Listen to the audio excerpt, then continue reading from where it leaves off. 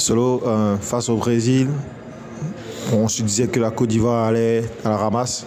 Là, on a été costaud, mais au finish, on perd. Pour toi, quels sont les enseignements de ce match? Pour l'instant, on peut pas tirer d'enseignement parce qu'on est déçu. On est déçu parce que quel que soit ce que les gens y pensaient, nous on est venu ici pour gagner. On n'est pas venu en tant que touriste. On a voulu limiter la casse contre l'Espagne, ça n'a pas été le cas. Il y a eu l'Iran qui nous a donné la confiance. Donc vraiment le Brésil, c'était le match pour la qualification au deuxième tour et pour les JO. Donc voilà, on l'a joué à fond, mais voilà, on est tombé sur une bonne équipe de Brésil aujourd'hui, avec quelques joueurs qui étaient chauds, donc malheureusement c'est pas passé. Mais on a toujours nos chances de se qualifier pour les JO. Donc voilà, ça reste l'objectif principal. Alors on va tomber pour le premier match de ce match de classement face au Liban, une équipe qu'on a joué lors de la préparation. Est-ce que finalement c'était bien de les jouer avant donc de les rencontrer ici au Mondial? Bon, je ne sais pas si c'était bien ou pas, parce que bon, on les a battus chez eux au Liban. Mais après, il ne faut pas maintenant qu'on tombe dans une suffisance en se disant bon, on les a battus au Liban, donc voilà, ils ont perdu de 40 points contre les autres équipes, parce qu'ils ont joué contre la France, ils ont perdu de pas beaucoup, et dans les dernières minutes contre la France qui est très bonne, donc il faut qu'on soit vigilant.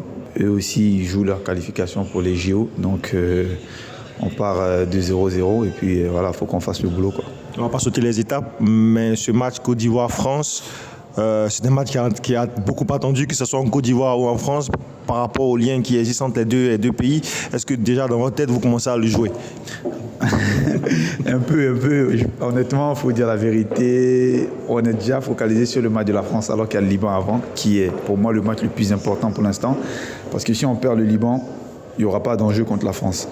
Mais la plupart des Français, on se connaît, on se joue les étés sur les playgrounds. Donc voilà, il y a un peu ce respect. Donc voilà, il faut montrer aussi, parce que je crois que ça fait longtemps qu'on n'a pas joué la France. Donc il faut leur montrer qu'on est là et que ce qui se passe sur les playgrounds, on peut le réitérer en équipe nationale. En tout cas, ils sont prévenus.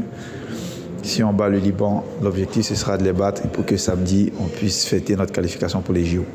Dernière question, les Ivoiriens sont découragés, un peu fiers, mais découragés quand même de cette défaite face au Brésil, qui aurait, enfin une victoire aurait permis à la Côte d'Ivoire de se qualifier pour le second tour.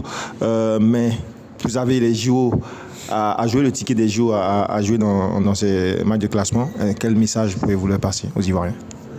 Oui, après c'est normal qu'ils soient découragés, nous aussi on l'est. Après on ne perd pas non plus notre objectif de vue.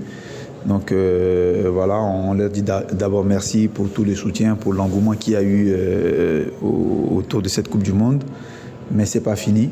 C'est pas fini, qu'ils continuent de nous soutenir. Et ils ont vu qu'on s'est bien battu dans nos matchs ici.